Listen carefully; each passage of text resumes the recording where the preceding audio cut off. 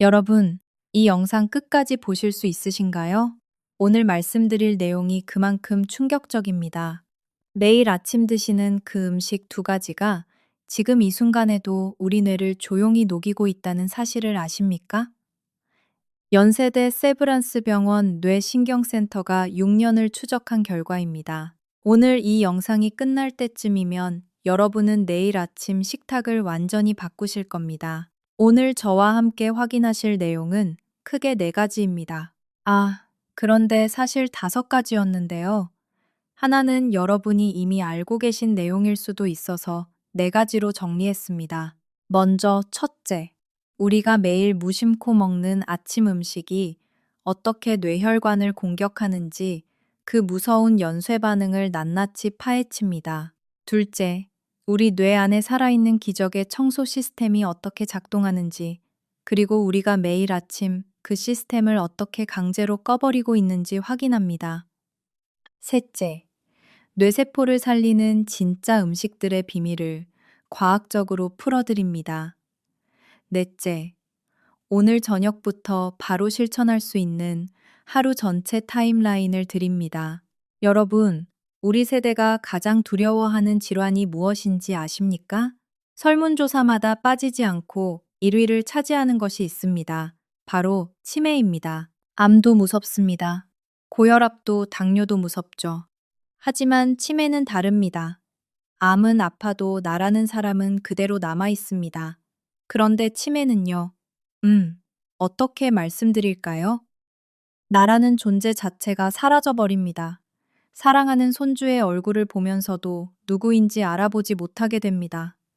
평생 함께 살아온 자녀의 이름조차 기억하지 못하게 됩니다.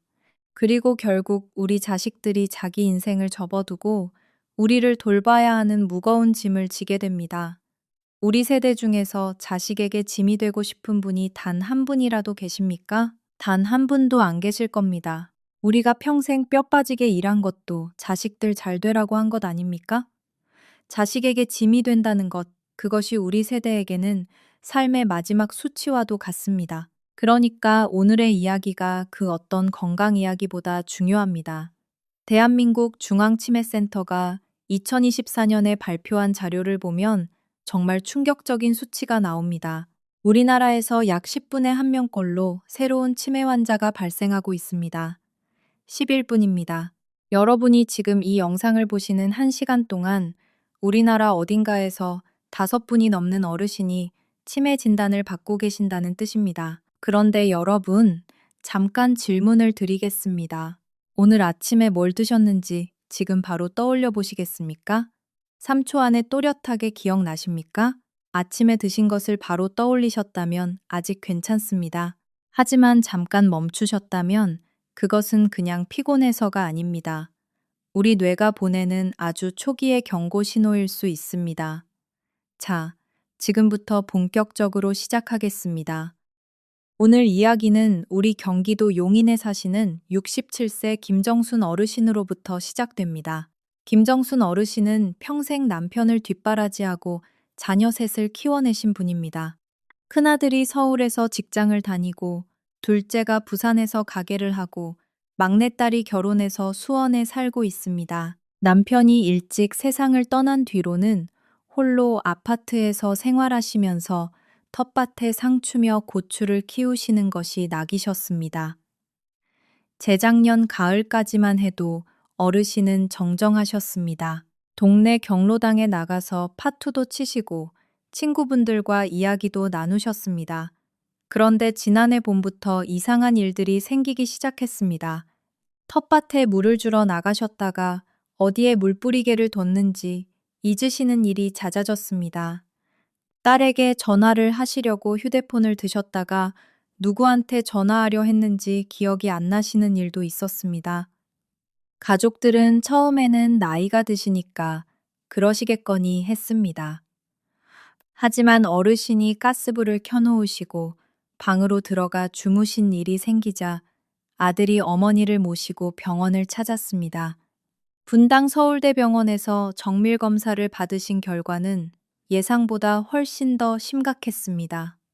어르신의 뇌혈관 곳곳에 미세한 경색 흔적들이 발견되었고, 기억을 담당하는 핵심 부위인 해마의 크기가 같은 나이 어르신 평균보다 17.4%나 줄어들어 있었습니다.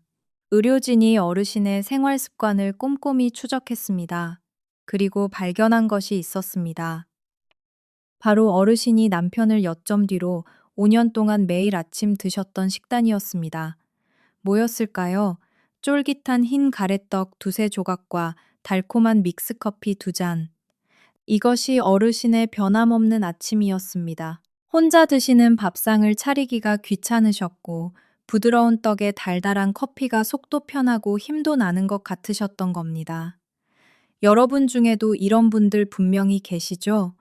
아침에 입맛이 없으시니까 떡이나 빵 한 조각에 믹스커피 한 잔으로 시작하시는 분들요. 혹시 지금 이 순간에도 옆에 믹스커피가 놓여 있지 않습니까? 잠깐, 그거 잠시 옆에 치워두시고요. 오늘 이 이야기 끝까지 들으시면 아마 그것을 다시 집어들기가 어려우실 겁니다. 자, 그러면 이 흰 떡과 믹스커피가 우리 뇌 속에서 정확히 어떤 끔찍한 일을 벌이는지 지금부터 하나하나 파헤쳐 보겠습니다. 먼저 흰 떡부터 살펴보겠습니다. 흰 떡은 쌀을 아주 곱게 갈아서 찌고 치대는 과정을 반복합니다. 이 과정에서 탄수화물 입자가 우리 몸에 흡수되기 가장 쉬운 형태로 잘게 쪼개집니다. 전문 용어로 당지수라고 하는 수치가 아주 높아지는 것인데요. 당지수가 높다는 것은 쉽게 말씀드리면 밥보다 훨씬 더 빠르게 혈당을 올린다는 뜻입니다. 우리가 밤새 잠을 자는 동안 위장은 비어 있고 혈당은 아주 안정된 상태를 유지하고 있습니다. 이 고요한 상태에서 아침 첫 끼로 당지수가 높은 흰떡이 위장에 들어가면 어떻게 될까요? 상상해 보십시오. 조용한 연못에 갑자기 커다란 돌덩이를 집어넣으면 어떻게 됩니까? 물이 사방으로 튀어오르죠. 우리 혈관 속에서도 정확히 그런 일이 벌어집니다. 혈당이 갑자기 수직으로 치솟아 오르는 겁니다. 의학계에서는 이것을 혈당 스파이크라고 부릅니다. 혈당 스파이크가 발생하면 우리 몸은 비상사태에 돌입합니다. 췌장에서 인슐린이라는 호르몬을 급하게 쏟아냅니다. 인슐린이 혈당을 낮추려고 안간힘을 쓰는 과정에서 혈당은 다시 곤두박질 칩니다.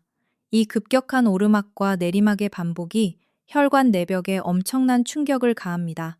우리 뇌는 전체 혈액의 약 19%를 소비하는 기관입니다. 몸무게 2%밖에 안 되는 작은 기관이 전체 피의 거의 5분의 1을 가져다 쓴다는 뜻이에요. 그만큼 뇌에는 미세한 혈관이 촘촘하게 깔려 있습니다. 머리카락 굵기의 10분의 1도 안 되는 아주 가느다란 혈관들이 뇌세포 하나하나에 산소와 영양분을 공급하고 있습니다. 급격하게 높아진 혈당이 이 얇고 약한 미세혈관을 타고 흐르면 어떻게 되겠습니까? 끈적해진 포도당 분자들이 마치 거친 사포처럼 혈관벽을 긁고 상처를 냅니다. 상처가 난 혈관벽에는 염증이 생기고 그 위에 지방 찌꺼기와 각종 노폐물이 달라붙어 혈관이 점점 좁아집니다. 아, 그런데 여기서 끝이 아닙니다. 잠깐 하나 더 말씀드려야 할 게 있어요. 떡에 이어서 마시는 믹스커피가 이 끔찍한 파괴 과정에 기름을 끼얹는 겁니다. 믹스커피의 성분표를 한번 자세히 들여다보신 적 있으십니까? 저도 솔직히 예전에는 그냥 마셨어요. 그런데 성분을 꼼꼼히 살펴보면 등골이 오싹해집니다. 믹스커피 한 봉지에는 정제당이 약 7에서 9g 정도 들어 있습니다. 종이컵에 타면 거의 절반이 설탕물인 셈입니다. 거기다가 식물성 크리머, 우리가 프림이라고 부르는 것이 들어가는데요. 이 프림의 정체가 무엇이냐면 포화지방 덩어리입니다.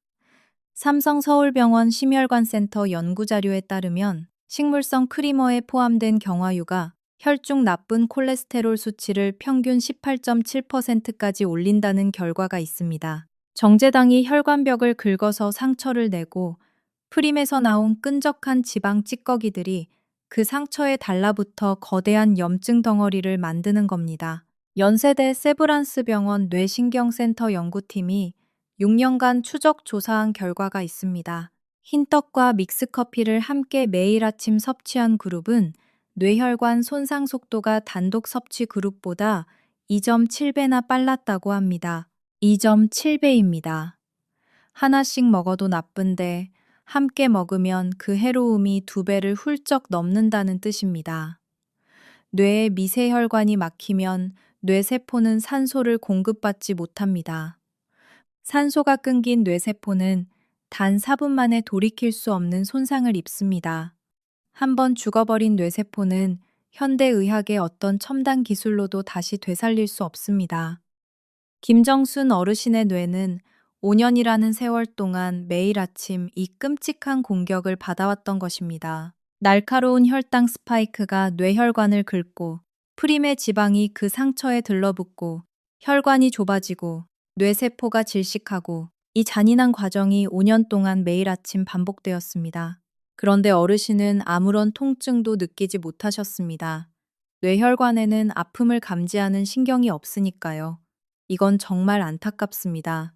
위안이라고 믿었던 그 달콤한 한 잔이 사실은 우리 뇌를 조용히 죽이는 독약이었던 겁니다. 자, 그러면 이 혈관 손상과 함께 뇌 속에서는 또 어떤 일이 벌어지는지 더 깊이 들어가 보겠습니다. 여기서부터가 정말 중요합니다. 혈액 속으로 한꺼번에 쏟아져 들어온 포도당은 뇌세포를 감싸고 있는 단백질과 결합합니다. 이 과정을 의학에서는 당화 반응이라고 합니다. 좀 어려운 말이죠. 쉽게 말씀드릴게요. 우리 주방에서 고기를 프라이팬에 올리면 어떻게 됩니까? 불의 열에 표면이 갈색으로 변하면서 딱딱해지죠. 바로 그 현상이 우리 뇌 속에서도 일어나고 있는 겁니다. 포도당이 뇌세포의 단백질에 달라붙어서 단백질을 변성시키고 딱딱하게 굳혀버립니다. 이렇게 굳어버린 단백질 찌꺼기가 바로 치매 주범인 아밀로이드 베타입니다. 아밀로이드 베타가 뭐냐 하면요. 뇌세포 사이에 끼는 시멘트 같은 찌꺼기입니다. 이 찌꺼기가 쌓이면 뇌세포끼리 신호를 주고받는 통로가 하나씩 막혀버립니다. 예, 서울대학교 병원신경과 연구팀의 임상 데이터로 확인된 놀라운 사실이 있습니다.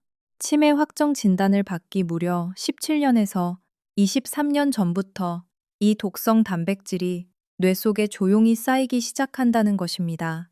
17년에서 23년.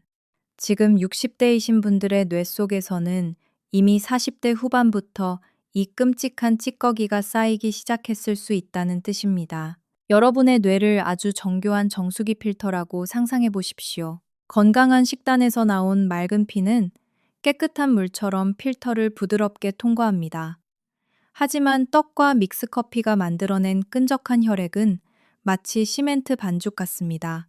이 시멘트 반죽이 정교한 필터에 들어가면 구멍을 하나씩 막아버리고 결국 필터 전체를 돌처럼 굳게 만들어버립니다.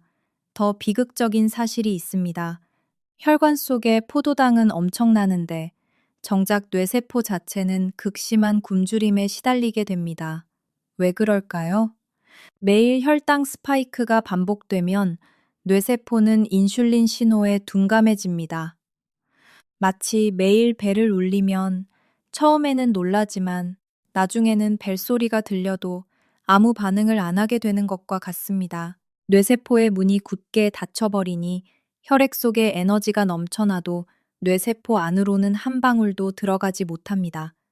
음식이 산더미처럼 쌓여 있는데 입이 묶여서 한 입도 못 먹는 것과 같은 상황입니다. 최근 의학계에서는 치매를 제3형 당뇨병이라고 부르기도 합니다.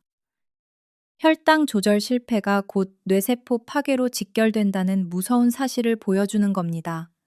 지금까지 들으시면서 혹시 나도 해당되는 거 아닐까 걱정되셨습니까? 아침에 일어났을 때 머리가 맑지 않고 안개가 낀 것처럼 멍한 적 있으셨죠?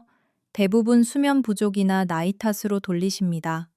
하지만 그것은 뇌세포가 질식해가면서 보내는 절박한 구조 신호입니다. 나이 아닙니다.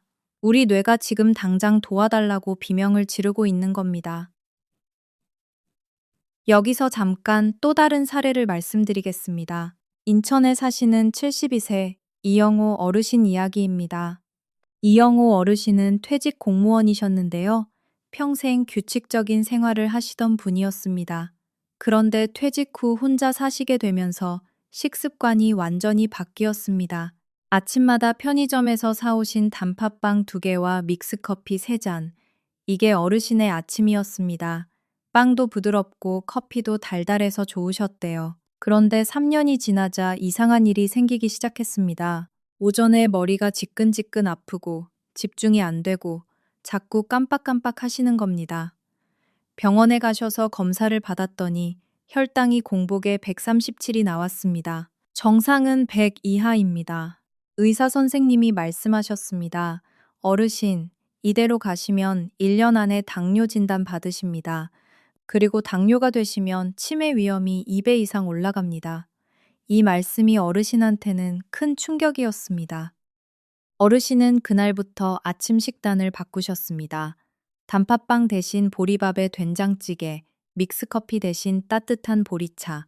처음 2주는 정말 힘드셨다고 합니다. 단 것이 너무 당기셨대요. 하지만 악착같이 버티셨습니다. 3개월 후 다시 검사를 받으셨는데 혈당이 103으로 떨어졌습니다. 6개월 후에는 96까지 내려갔습니다. 지금 이영우 어르신은 매일 아침 5시에 일어나서 동네 뒷산을 오르십니다. 머리도 맑고 기분도 좋으시다고 합니다. 내가 이렇게 될 줄 몰랐어요. 빵 한두 개가 뭐가 대수냐 했는데 그게 나를 죽이고 있었던 거예요. 어르신의 말씀입니다. 다행히 방법이 있습니다. 우리 뇌에는 조물주가 심어놓은 놀라운 방어 시스템이 있습니다. 뇌세포가 스스로 쓰레기를 청소하는 자체 소각장 같은 것입니다. 의학계에서는 이것을 자가포식 작용이라고 부릅니다. 자가포식 작용이 뭐냐면요. 우리 집에 쓰레기가 쌓이면 청소를 하잖아요. 뇌세포도 마찬가지입니다. 세포 안에 쌓인 오래되고 병든 단백질 찌꺼기를 스스로 분해해서 새로운 에너지원으로 재활용하는 시스템입니다. 뇌세포가 스스로 아밀로이드 베타라는 독성 쓰레기를 갉아먹어 치우는 고성능 소각장을 가동하는 것이라고 생각하시면 됩니다. 이 청소 시스템이 제대로 돌아가기만 하면 치매를 일으키는 독성 단백질이 뇌에 쌓일 틈이 없습니다. 우리 뇌는 원래 스스로를 깨끗하게 유지할 수 있는 대단한 능력을 가지고 태어났습니다. 이 자가포식 작용에 대한 연구는 2016년 노벨 생리의학상을 수상한 도쿄공업대학교 세포생물학 연구팀의 연구를 통해 과학적으로 입증되었습니다. 노화된 세포라 할지라도 올바른 조건이 갖춰지면 스스로를 분해하고 재조립하여 건강한 세포로 거듭날 수 있다는 사실이 밝혀진 것입니다. 그런데 문제가 있습니다. 이 기적의 청소차가 작동하려면 반드시 필요한 조건이 하나 있습니다. 그것은 바로 혈중 인슐린 수치가 낮게 유지되어야 한다는 것입니다. 혈당이 안정되고 인슐린 수치가 떨어져서 뇌세포가 약간의 배고픔을 느낄 때, 그때 비로소 뇌는 생존을 위해 쓰레기 소각장의 스위치를 떱니다. 밤새 공복 상태를 유지한 아침이야말로 이 청소차가 가장 활발하게 뇌 속 쓰레기를 치우는 황금 시간대입니다. 여기서 핵심이 나옵니다. 5단 상운하는 다짱태 아찡대를 반장태 5단 상웅, 일엉대 단위방태 반장태 5단 상웅, 여기서 핵심이 나옵니다. 밤새 공복으로 유지된 우리 뇌가 아침에 열심히 청소를 하고 있는데 우리가 눈 뜨자마자 흰떡과 믹스커피를 털어 넣으면 어떻게 되겠습니까? 혈당이 폭발하고 인슐린이 쏟아지면 뇌는 지금 영양분이 넘쳐난다고 착각합니다. 그리고 한창 돌아가던 쓰레기 소각장의 시동을 강제로 꺼버립니다. 매일 아침 이 짓이 반복되면 청소차가 멈춘 뇌 속에 독성 찌꺼기가 겹겹이 쌓여갑니다. 결국 뇌세포는 자기가 만든 쓰레기 더미에 파묻혀 서서히 숨을 거두게 됩니다. 이것이 바로 현대의학이 밝혀낸 치매의 진짜 원인입니다. 뇌세포가 스스로 청소할 기회를 우리가 매일 아침 빼앗고 있었던 겁니다. 자, 여기서 잠깐 정리하겠습니다. 지금까지 우리가 확인한 것은 두 가지입니다. 첫째, 아침 공복에 먹는 흰 떡과 믹스커피가 뇌혈관을 직접적으로 파괴한다는 것. 둘째, 이 나쁜 식습관이 뇌 청소 시스템까지 멈추게 만든다는 것입니다. 그렇다면 이미 쌓이기 시작한 뇌 속 쓰레기를 어떻게 치울 수 있을까요? 멈춰버린 청소차의 시동을 다시 걸 수 있을까요? 분명히 있습니다. 그 방법을 지금부터 말씀드리겠습니다. 여러분, 뇌 건강하면 가장 먼저 떠올리는 음식이 뭡니까? 아마 달걀이실 겁니다. 달걀이 뇌에 좋다는 이야기 많이 들으셨죠? 맞습니다. 달걀은 분명히 좋은 식품입니다. 달걀 노른자에 들어있는 콜린이라는 성분이 뇌신경 전달 물질을 만드는 원료 역할을 합니다. 기억력 유지에 벽돌 같은 역할을 하는 것이죠. 그런데 여러분, 잠깐 멈추고 생각해 보십시오. 무너져가는 집을 고치려면 새 벽돌을 쌓기 전에 뭘 먼저 해야 합니까? 썩은 기둥을 치우고 쓰레기를 없애는 철거 작업이 먼저입니다. 벽돌만 갖다 놓는다고 집이 저절로 고쳐지지 않잖아요. 달걀은 새 벽돌입니다. 하지만 이미 독성 단백질로 가득 찬 우리 뇌에는 벽돌보다 철거 반장이 더 급합니다. 쓰레기를 치우는 것이 먼저라는 뜻입니다. 그 강력한 철거 반장의 정체가 뭐냐면요. 바로 식물성 미세 영양소인 안토시아닌과 플라보노이드입니다. 이름이 좀 어렵죠? 걱정하지 마세요. 이름은 어려워도 우리 주변에 흔한 것들입니다. 블루베리의 짙은 보라색, 딸기의 빨간색, 시금치와 깻잎의 진한 녹색, 이런 천연 색소에 바로 이 성분들이 가득 들어 있습니다. 이 성분들이 달걀의 콜린과 뭐가 다르냐고요? 결정적인 차이가 있습니다. 우리 몸에는 뇌를 보호하기 위해 혈관과 뇌세포 사이에 아주 촘촘한 걸름망이 쳐져 있습니다. 뇌혈관 장벽이라고 부르는 것인데요. 이 장벽이 워낙 촘촘해서 아무리 몸에 좋은 영양소라도 대부분이 장벽에 막혀서 뇌까지 도달하지 못합니다. 반면 안토시아닌과 플라보노이드는 분자 구조 자체가 뇌혈관 장벽을 자유롭게 통과할 수 있도록 만들어진 천연의 나노 입자 같은 것입니다. 이 성분들은 뇌로 진입하자마자 뇌세포를 감싸고 있는 미세 혈관의 붓기를 가라앉히고 혈류를 방해하는 찌꺼기들을 분해하기 시작합니다. 하버드대학교 공중보건대학원에서 12만 명 이상을 대상으로 23년간 추적 조사한 대규모 연구 결과가 있습니다. 이 식물성 항산화 물질을 꾸준히 섭취한 사람들은 그렇지 않은 사람들에 비해 인지기능 노화 속도가 최대 7.5년이나 지연된 것으로 나타났습니다. 7.5년입니다. 뇌의 생체 시계를 7년 넘게 거꾸로 돌린다는 뜻입니다. 달걀의 콜린이 제공하는 뇌신경 보호 효과와 비교했을 때 한 줌의 식물성 미세 영양소가 가진 활성산소 중화 능력과 아밀로이드 베타 분해 촉진 능력은 무려 11.3배나 더 강력합니다. 자, 그럼 이제 가장 중요한 것입니다. 이 원리를 실제 매일 아침 식탁에서 어떻게 실천할 수 있는지 아주 구체적이고 정확한 방법을 말씀드리겠습니다. 5가지 핵심 방법을 알려드리겠습니다. 첫 번째 방법입니다.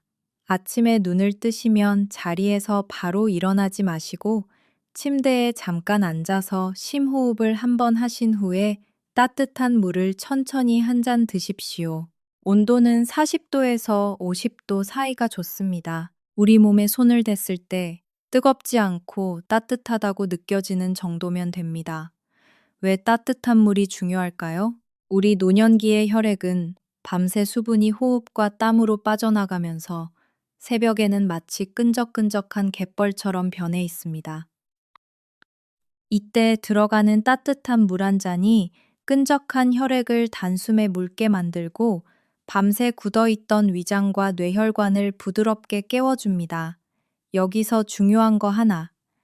냉장고에서 방금 꺼낸 찬물은 절대 드시면 안 됩니다. 찬물은 미주신경을 과도하게 자극해서 뇌혈관을 급격히 수축시킵니다. 아침 공복에 찬물을 벌컥 마시면 심장에도 무리가 갈 수 있습니다. 반드시 따뜻한 물이어야 합니다. 이것은 돈이 한 푼도 안 드는 방법입니다. 수돗물을 끓여서 적당히 식히면 되니까요.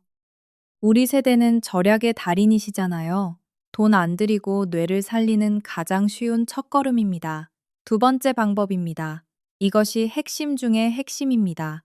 아침 식탁에서 흰 떡과 믹스커피를 치우고 그 자리에 우리 뇌를 살리는 세 가지 식품을 올리는 것입니다. 짙은 녹색 잎채소, 견과류, 그리고 베리류. 아침 식탁에서 이 세 가지입니다. 하나씩 설명드리겠습니다. 먼저 짙은 녹색 잎채소입니다. 시금치, 깻잎, 배추 같은 것들이죠. 우리 집 냉장고에 지금도 있을 겁니다. 이 채소들에는 루테인과 엽산이 풍부하게 들어있는데요. 이 성분들이 뇌신경 세포의 염증을 원천적으로 차단하는 방어막을 만들어줍니다.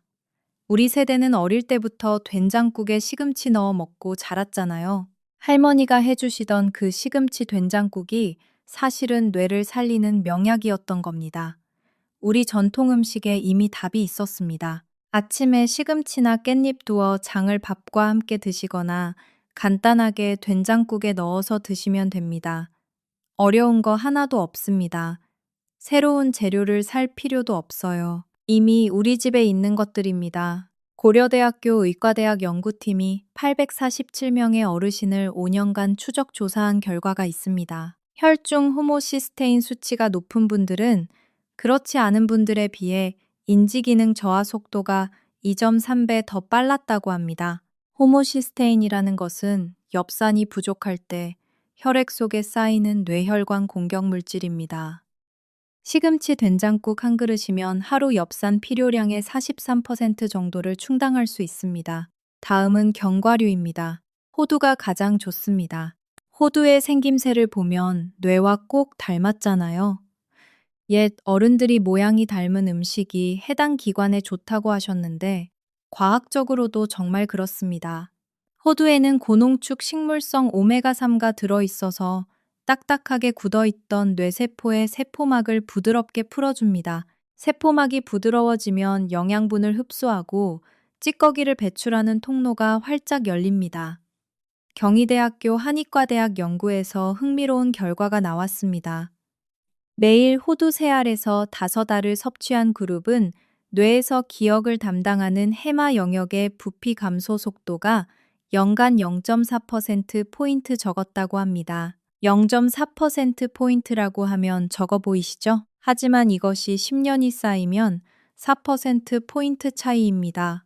뇌에서 4%포인트는 일상생활을 혼자 할 수 있느냐 없느냐를 가르는 경계선이 될 수 있습니다. 하루에 호두 3알이면 충분합니다. 대형마트에서 한 봉지 사면 한 달은 너끈히 먹습니다. 비싼 영양제보다 훨씬 경제적이죠. 마지막으로 베리류입니다. 블루베리, 딸기, 검은콩 같은 짙은 색깔의 과일과 곡물입니다. 이것들의 안토시아닌과 플라보노이드가 응축되어 있습니다. 앞서 말씀드린 그 강력한 뇌 청소부가 바로 이 성분들이었죠. 연세대학교 세브란스 병원 신경과 연구에 따르면 블루베리를 매일 한 줌, 단낭동고 약 70g에서 80g 정도 섭취한 그룹은 뇌 정보 전달 속도가 14.7% 빨라졌다고 합니다. 뇌 정보 전달 속도가 빨라진다는 것은 무슨 뜻이냐면 누군가 이름을 물었을 때 아, 그 사람 이름이 뭐였더라 하고 한참 더듬거리시던 것이 바로 아, 김 사장님 하고 나오신다는 뜻입니다. 블루베리가 좀 비싸다 싶으시면 냉동 블루베리를 사시면 됩니다. 냉동이라고 영양소가 줄어드는 것이 아닙니다. 수확 직후 급속 냉동하기 때문에 오히려 생과일보다 영양소 보존율이 높은 경우도 있습니다. 또 우리나라에는 블루베리 못지않게 좋은 것이 있습니다. 바로 검은콩입니다. 우리 어머니들이 검은콩을 밥에 넣어서 지어주셨잖아요. 검은콩의 검은 껍질에 안토시아닌이 블루베리 못지않게 풍부하게 들어있습니다. 검은콩을 밥에 한 줌 넣어서 지으시면 따로 비싼 과일을 사실 필요가 없습니다. 우리 전통 음식의 지혜가 현대 의학과 정확히 일치하는 겁니다. 그런데 여러분, 음식을 드실 때 한 가지 반드시 지켜야 할 황금 법칙이 있습니다. 바로 한 입 드실 때마다 최소 30번 이상 천천히 씹어 넘기는 것입니다. 씹는 행위가 소화만 돕는 게 아닙니다. 위아래 이를 부딪히며 턱을 움직일 때마다 우리 뇌신경 중에서 가장 굵고 방대한 3차 신경이라는 것이 강하게 자극을 받습니다.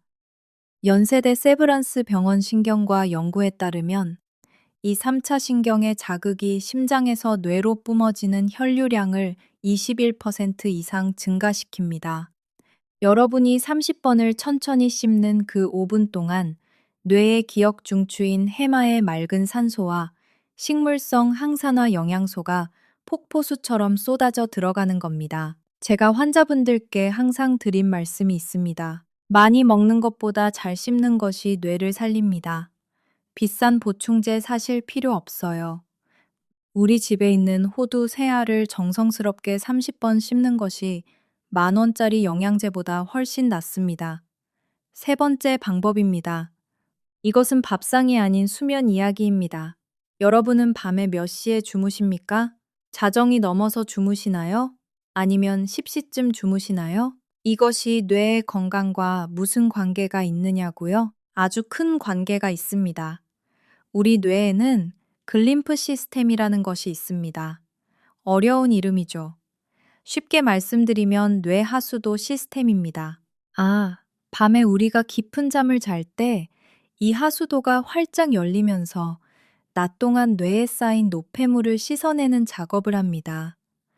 서울 아산병원 수면센터 연구에 따르면 이 뇌의 하수도 시스템이 가장 활발하게 작동하는 시간은 밤 11시부터 새벽 3시 사이입니다. 이 시간에 깊은 잠을 자야 뇌 속에 쌓인 아밀로이드 베타가 효과적으로 씻겨나갑니다.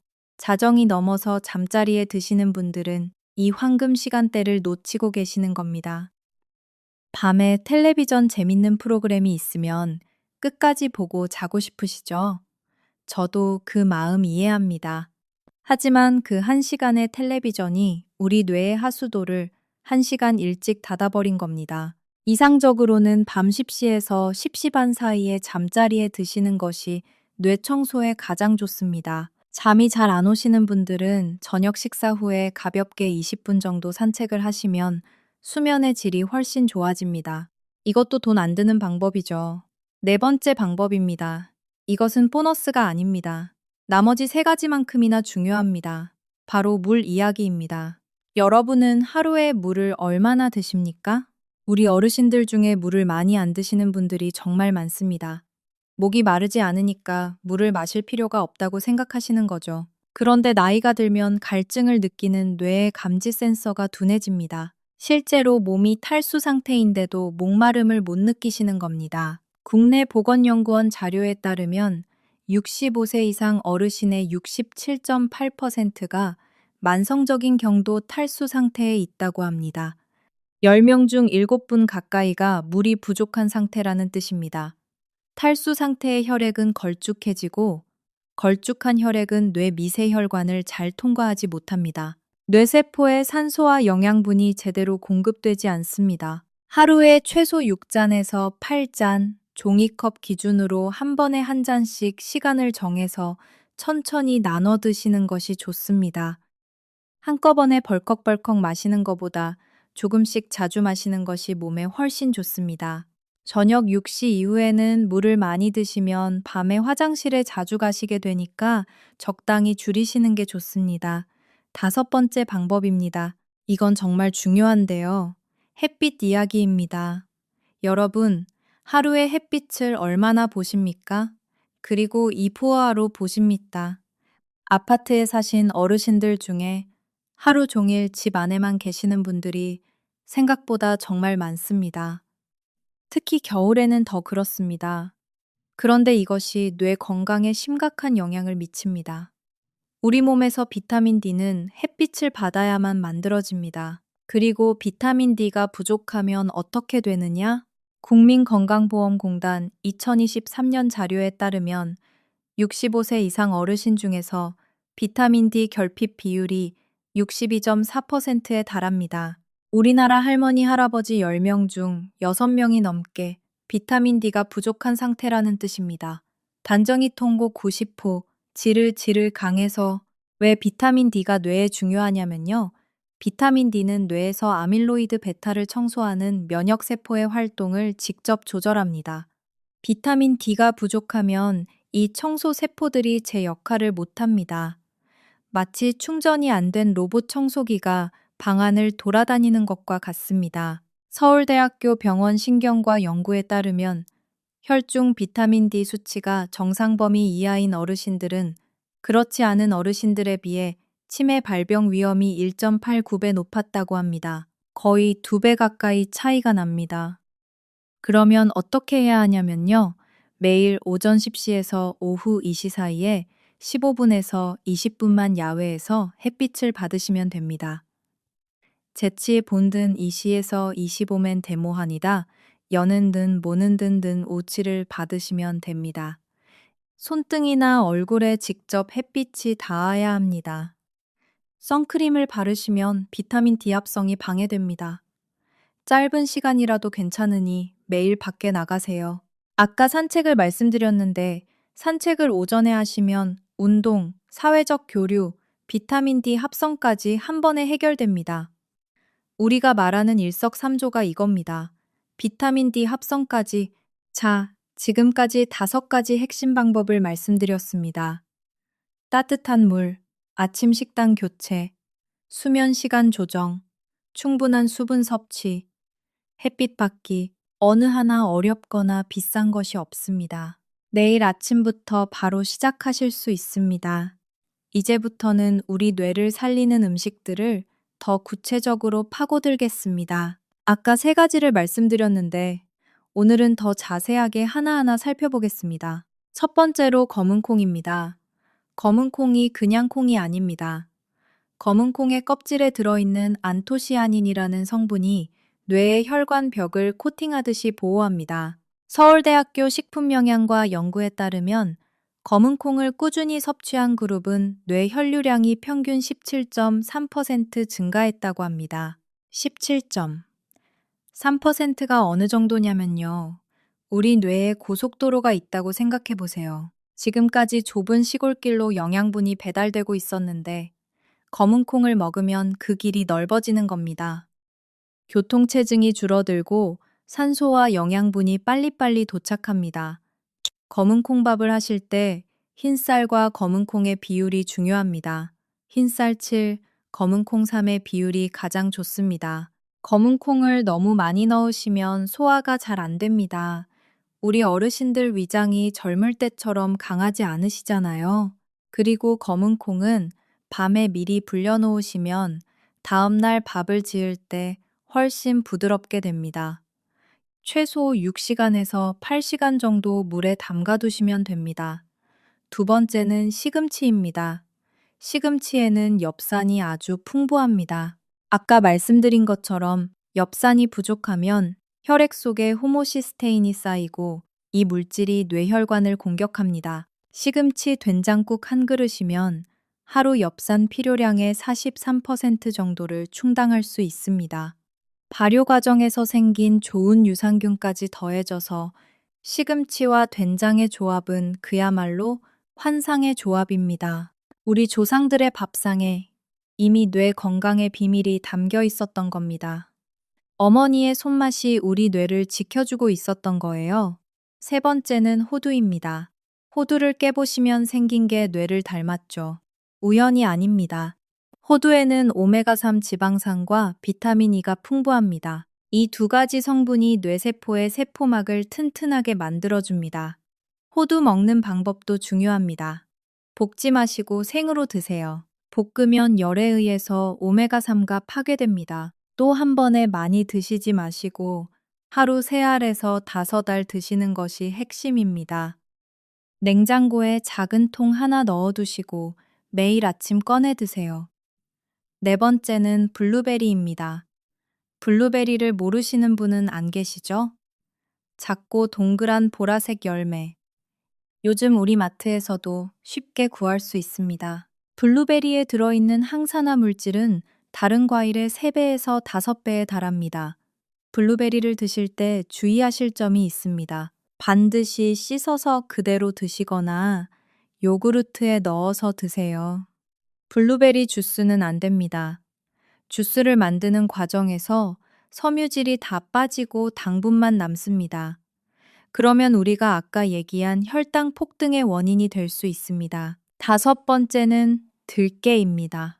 들깨가 뇌 건강에 이렇게 좋은 줄 아시는 분이 많지 않습니다. 들깨에는 알파리놀렌산이라는 식물성 오메가3가 들어있는데 이것이 뇌에 들어가면 뇌가 사용할 수 있는 형태로 변환됩니다. 전남대학교 식품공학과 연구에 의하면 들깨 기름을 매일 한 숟갈씩 섭취한 그룹에서 뇌의 신경성장 인자 수치가 23.1% 증가했다고 합니다. 신경성장 인자라는 것은 뇌세포를 새로 만들어내고 기존 뇌세포를 보수하는 역할을 하는 물질입니다. 우리 어르신들은 나물을 무칠 때 들깨가루 넣으시잖아요. 그게 바로 뇌를 살리는 행동이었습니다. 여섯 번째로는 강황입니다. 카레에 노란색을 내는 그 재료요. 강황에 들어있는 커큐민이라는 성분이 뇌의 염증을 억제하는 데 탁월한 효과가 있습니다. 부산대학교 의과대학 연구팀의 연구 결과에 따르면 강황을 꾸준히 섭취한 그룹에서 뇌의 아밀로이드 베타 축적량이 18.9% 적었다고 합니다. 강황을 어떻게 드시느냐? 된장국에 강황가루를 한 꼬집 넣으시면 됩니다. 맛이 크게 변하지 않으면서 뇌 건강에 도움이 됩니다. 단, 강황은 기름과 함께 먹어야 흡수가 잘 됩니다.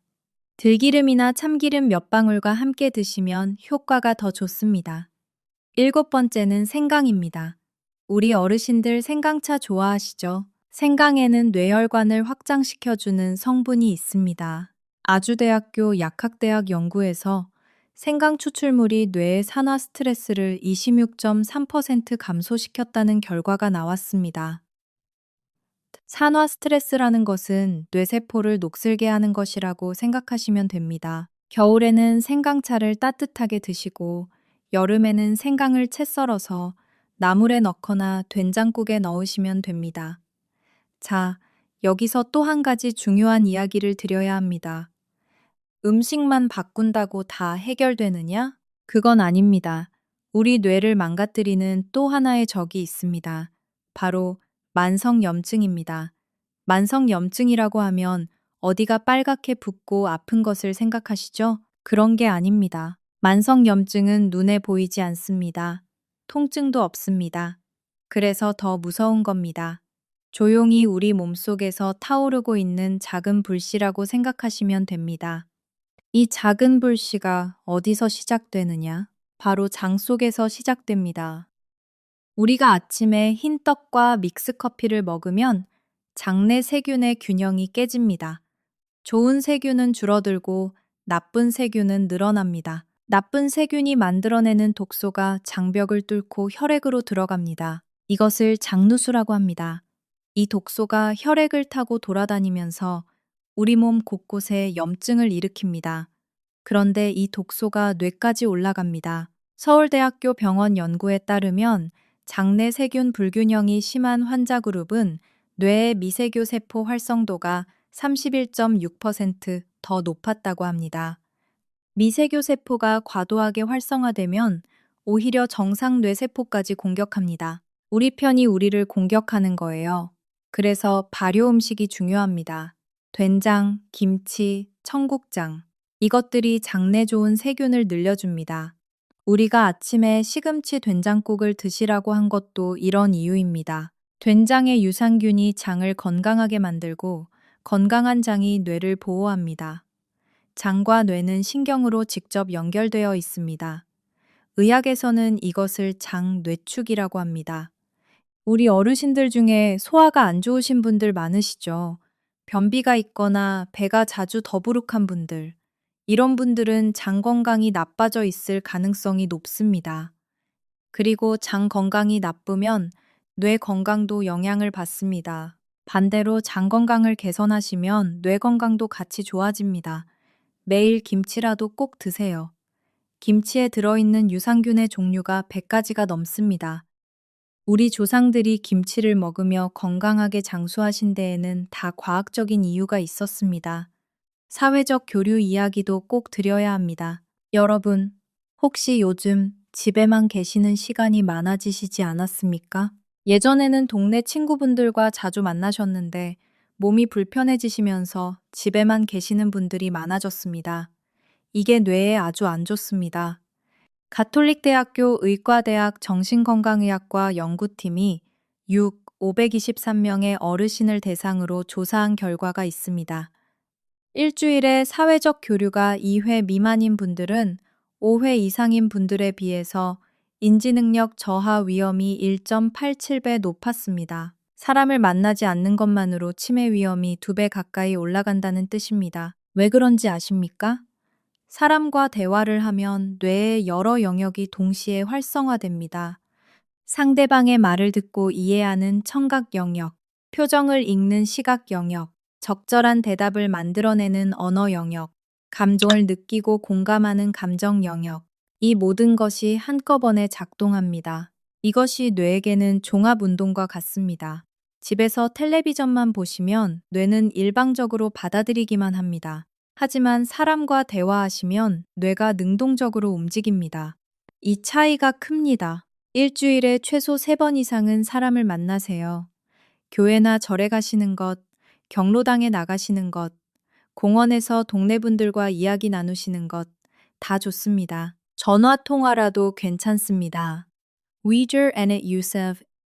중요한 것은 혼자 있지 않는 것입니다. 그리고 뇌 운동도 빠지면 안 됩니다. 우리 몸의 근육을 안 쓰면 약해지듯이 뇌도 안 쓰면 약해집니다. 바둑이나 장기를 두시는 것, 화투를 치시는 것도 뇌에 좋습니다. 숫자를 계산하고 전략을 세우는 과정에서 뇌의 전두엽이 활발하게 작동합니다. 신문을 읽으시는 것도 좋습니다. 의외로 좋은 것이 노래 부르기입니다.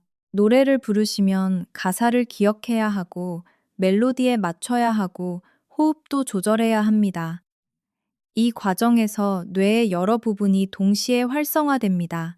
성균관대학교 연구에서 주 3회 이상 합창 활동에 참여한 어르신들의 언어 유창성이 15.2% 향상되었다는 결과가 있습니다. 경로당에서 노래 부르시는 거 좋아하시죠? 그거 그냥 재미로만 하시는 게 아닙니다. 뇌 운동을 하고 계신 겁니다. 앞으로는 더 신나게 부르세요. 그리고 손을 많이 쓰시는 것도 뇌에 아주 좋습니다.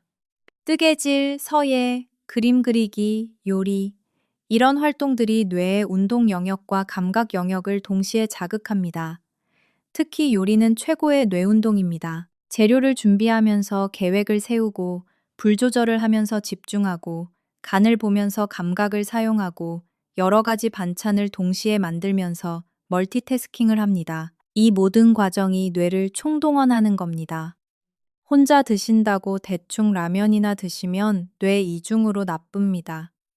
간단하게라도 직접 만들어 드세요. 자, 여러분, 여기서 뇌졸중 경고 신호를 반드시 아셔야 합니다. 뇌혈관이 막히거나 터지는 응급 상황이 발생할 수 있습니다. 이것은 생명과 직결되는 정보입니다. 뇌졸중은 단 몇 분의 지체도 용납하지 않는 응급질환입니다. 만약 아침에 일어나셨는데 얼굴 한쪽이 갑자기 마비돼 웃을 때, 입꼬리가 한쪽으로 처지거나 양팔을 나란히 들었을 때 한쪽 팔이 힘없이 축 떨어지거나 평소와 다르게 말이 어눌해지고 발음이 꼬인다면 그것은 뇌혈관이 막히거나 터졌다는 뇌졸중의 확실한 신호입니다. 이때 절대로 이러시면 안 됩니다. 조금 쉬면 나아지겠지 하고 기다리시면 안 됩니다. 손끝을 바늘로 따거나 민간요법에 매달리시면 그 짧은 시간에 뇌세포가 완전히 죽어버립니다. 이런 증상이 하나라도 나타나면 그 즉시 119에 전화하십시오. 증상 발생 후 4시간 30분 이내에 병원에 도착하셔야 합니다. 우리 자식들한테도 이 3가지 신호를 꼭 알려주세요. 얼굴마비, 팔 떨어짐, 말 어눌함. 이 3가지 중 하나라도 보이면 즉시 119입니다. 자, 이제 여러분께 정말 희망적인 이야기를 들려드리겠습니다. 기억하시죠? 아까 말씀드렸던 용인의 김정순 어르신.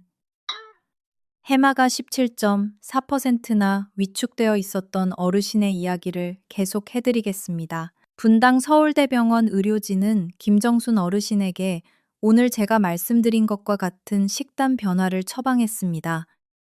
5년간 드시던 믹스커피를 끊으시고 매일 아침 따뜻한 물 한 잔으로 시작하는 새로운 아침을 시작하셨습니다. 검은 콩밥과 시금치 된장국, 호두 3알과 냉동 블루베리 한 줌을 30번씩 꼭꼭 씹어 드셨습니다. 처음 일주일은 솔직히 힘드셨다고 합니다. 5년 습관을 바꾸는 게 어디 쉽겠습니까? 달콤한 믹스커피가 간절하셨다고 해요. 하지만 손녀 얼굴을 떠올리시며 악착같이 버티셨습니다. 우리 세대 특유의 뚝심이죠. 2주가 지나자 작은 변화가 나타나기 시작했습니다. 아침에 일어났을 때 머리가 안개가 낀 것처럼 멍한 느낌이 줄어들기 시작한 겁니다. 한 달이 지나자 텃밭에 물 뿌리게 어디 뒀는지 잊어버리는 일이 현저히 줄었습니다. 2달째에는 큰아들이 먼저 알아차렸습니다. 어머니 요즘 전화 통화하실 때 말씀이 더 또렷하세요. 김정순 어르신은 이 한마디가 그렇게 기뻤다고 합니다. 3개월째 병원에서 인지기능 검사를 다시 했습니다. 처음에 21점이었던 점수가 25점으로 올랐습니다. 담당 교수님이 놀라셨습니다. 6개월 뒤에는 27점으로 올랐습니다. 27점이면 정상 범위입니다. 뇌 영상검사에서는 더 놀라운 사실이 확인되었습니다. 위축되고 있던 해마의 손상이 완전히 멈췄고 죽어가던 뇌세포 사이를 연결하는 새로운 신경망이 뻗어나가기 시작한 것입니다. 의학에서 신경가소성이라고 부르는 현상인데요. 쉽게 말하면 뇌가 스스로 새로운 길을 만들어 기억의 회로를 복구하고 있었다는 뜻입니다. 염증이 사라진 뇌세포가 자가포식 작용을 맹렬하게 가동해서 독성 쓰레기를 스스로 치워낸 결과였습니다. 김정순 어르신은 지금 혼자서 버스를 타고 분당까지 오십니다. 손녀에게 먼저 전화를 거시고 텃밭에서 상추며 고추를 키우시는 삶을 다시 누리고 계십니다. 지난 추석에는 아들, 딸과 며느리들, 손주들 전부를 불러 직접 밥상을 차리셨다고 합니다. 이것은 기적이 아닙니다. 식습관 변화가 뇌세포의 생화학적 환경을 완전히 바꿔놓은 가장 과학적이고 확실한 생물학적 승리입니다. 여러분의 뇌에도 이 위대한 재생 능력이 고스란히 살아 있습니다. 70대, 80대라도 뇌 자가포식 스위치를 다시 켜주기만 하면 뇌는 잃어버린 기억의 회로를 복구하기 위해 필사적으로 작동하기 시작합니다. 늦었다고 절망하거나 포기하실 이유가 전혀 없습니다. 우리 세대는 가난한 시절을 이겨낸 강인한 사람들입니다. 전쟁의 폐허 속에서 나라를 일으킨 세대입니다. 아침 식탁 하나 바꾸는 것쯤이야 우리한테 뭐 어렵겠습니까? 우리가 해온 것에 비하면 아무것도 아닙니다. 이제 우리 건강 챙길 때입니다. 자식 키우느라, 나라 일으키느라 우리 건강은 뒤로 미뤄왔잖아요. 그동안 고생 많으셨습니다. 이제 우리 차례입니다. 자, 이제 실제로 우리 일주일 식단을 어떻게 짜면 좋은지 구체적으로 말씀드리겠습니다. 이렇게 안 해드리면 그래서 뭘 어떻게 하라는 건데 하시잖아요. 월요일, 검은 콩밥에 시금치 된장국, 호두 3알, 물은 미지근한 물 한 잔을 식사 30분 전에 드세요. 화요일, 검은 콩밥에 배추 된장국, 블루베리 한 줌, 나물 반찬에 들깨가루 넣어서 드세요. 수요일 잡곡밥에 미역국 호두 5알, 삶은 달걀 하나. 미역도 뇌에 좋은 요오드가 풍부합니다. 목요일 검은 콩밥에 시금치 된장국, 들깨나물, 블루베리를 요구르트에 넣어서 후식으로 드세요. 금요일 잡곡밥에 콩나물국, 호두 3알, 나물에 들깨가루. 주말에는 좀 편하게 드실 때 흰떡과 믹스커피만은 꼭 피하시면 됩니다. 보시면 아시겠지만 특별한 것이 하나도 없습니다. 다 우리가 평소에 먹던 것들입니다. 우리 시장에서 다 살 수 있는 것들이고 비싼 것도 없습니다.